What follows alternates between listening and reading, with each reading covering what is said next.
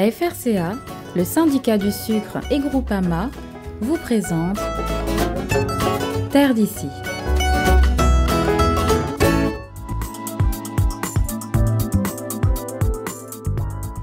L'armée Flore, c'est de la recherche, mais on recherche pour les agriculteurs, il s'agit de transférer. Et on a mis un outil en place qui s'appelle le RITA, le réseau d'innovation et de transfert agricole. Un réseau, ça réunit... Voilà. Ah ben vous savez ce que c'est. En visite à l'armée Flore, la ministre des Outre-mer a pu se rendre compte in situ du dynamisme de la recherche dans le monde agricole. Sous les différents stands installés à l'occasion, Annick Girardin a ainsi eu droit à des présentations sur diverses thématiques, comme ici, avec la biofabrique La Coccinelle, la seule unité d'élevage et de production d'insectes auxiliaires des départements d'outre-mer. Et donc aujourd'hui, on est encore dans ces efforts de mise en place de nouveaux élevages d'insectes, mais on a déjà des choses qui sont proposées. Il y a déjà des choses en application. Voilà, il y a déjà des choses qui est autour de la table. Ça, ce qui est là est en application, sur le terrain. Commercialisé de nos agriculteurs. Et alors, c'est quoi? Alors, on va commencer par le plus petit. Est-ce que vous les voyez? Oui. Alors, une micro-guêpe parasite de l'Alerode.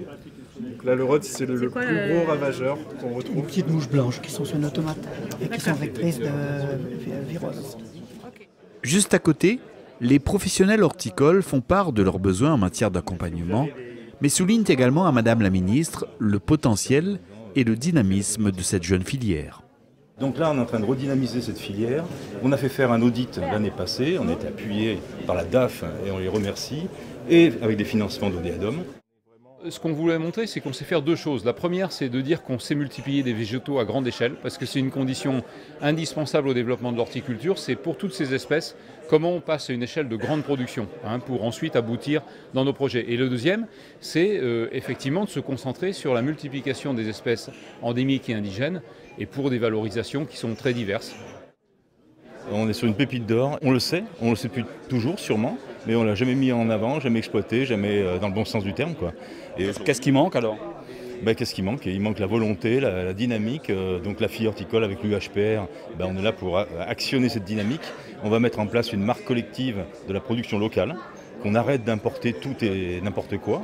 Qu'on continue d'importer, c'est pas un problème, mais vraiment des variétés, des plantes qui vont bien pour la Réunion. Mais après, nous, c'est de développer la production locale. Donc il y aura une marque collective qui va être mise en place à partir de mai l'année prochaine. Et là, on mettra vraiment la production locale de qualité, avec un label de qualité, pour la Réunion et pour les Réunionnais, quoi. Voilà.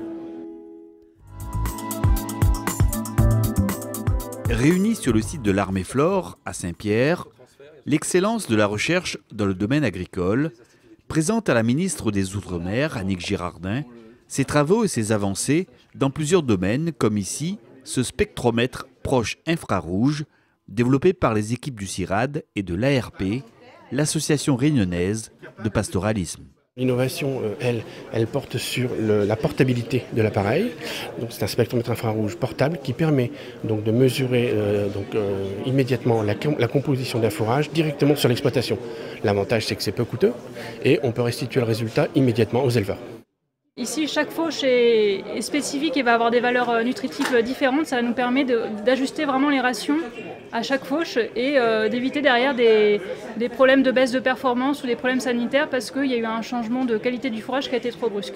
L'innovation se décline également en matière de machinisme agricole avec ce premier prototype de planteuse d'ananas qu'Annick Girardin découvre avec intérêt. C'est la seule qui existe? C'est la seule qui existe pour l'instant. Donc là, on est en train de la tester chez les agriculteurs. Il y a d'autres types d'équipements qui existent sur Non, ça n'existe pas.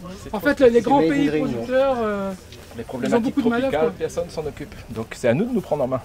Moi, c'est ce que je prêche. Les Domiens se prennent en main. C'est gagnant-gagnant. On va voir, moi j'ai hâte d'aller voir, venir avec moi parce que j'aime bien le tableau, la présentation, mais voir en vrai, c'est... Donc là, le planteur, il est semi-allongé. Il y a un distributeur qui arrive, qui donne l'ananas directement aux planteurs et eux directement plantent sur les différentes biomes. Donc vas-y Denis. Donc en fait là, l'idée c'est qu'on soit le plus à l'aise possible et que la fatigue en fait soit la moins possible. La dernière machine que j'ai vue, elle est juste bluffante. elle est juste bluffante parce que de A à Z, du besoin ou de la pénibilité d'un certain nombre de travaux, on en ressort une machine qui répond aux besoins aujourd'hui de l'agriculteur ou des ouvriers en termes de plantation d'ananas. C'est juste... Et c'est construit avec les utilisateurs. Donc on voit bien comment ce partenariat, ce cercle vertueux, il fonctionne parfaitement ici. Donc cette dynamique, il faut l'accompagner. C'est le rôle de l'État, avec bien sûr les autres pouvoirs publics. Et c'est ce que nous allons faire encore plus fortement demain qu'aujourd'hui. Je suis complètement persuadée aujourd'hui que tous les outils qui ont été mis en place, ou toute cette dynamique, il faut la soutenir encore davantage.